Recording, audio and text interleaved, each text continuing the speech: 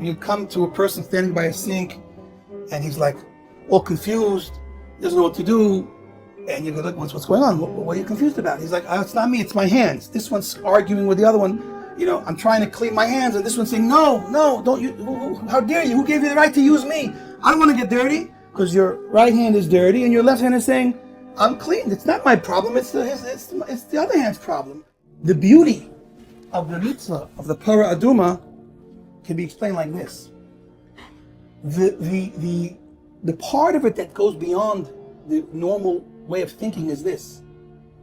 The fact that one person is willing to become contaminated for the sake of another person's purity, that self-sacrifice is the riddle, is the unexplainable element of this mitzvah.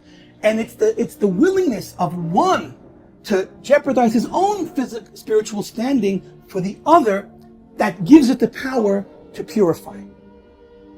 It's that willingness which makes it unbelievably powerful. And so the contradiction that it purifies and impurifies is really our test from Hashem.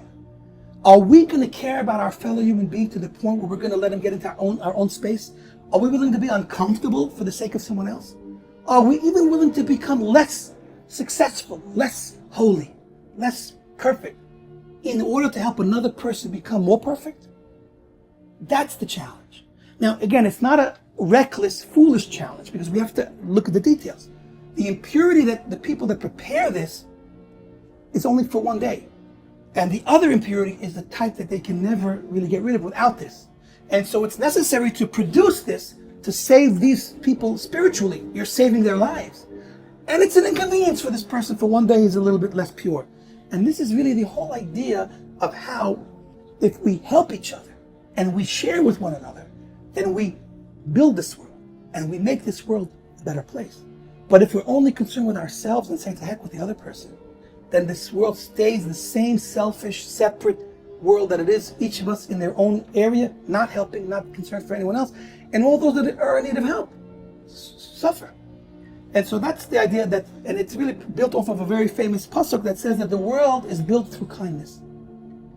The love and kindness that they're showing for them to help them become purified, even at the cost of them becoming impure, is really what it's all about. Life is not a pretty picnic type of story. It's hard and it hurts. And we have to be willing to go beyond, and even to the point of not being so comfortable. If we're willing to become uncomfortable for someone else, Hashem sees it and says, wow, that's godlike. Till now you were behaving like simple, selfish human beings. But now you're willing to put your own needs aside for the sake of someone else. That's godlike.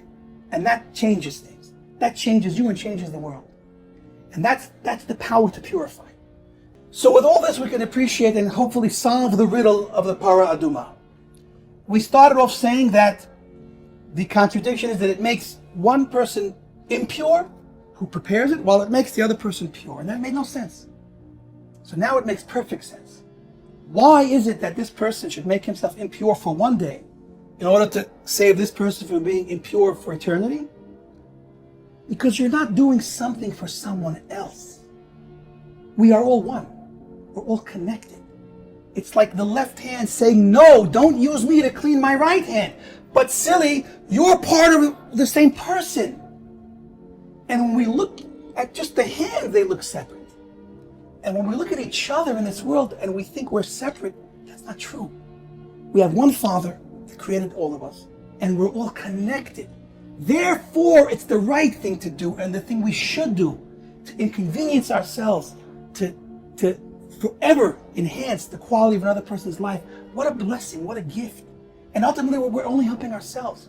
Because of course Hashem will reward us for it, but think about it this way. If Hashem loves me, then He loves him.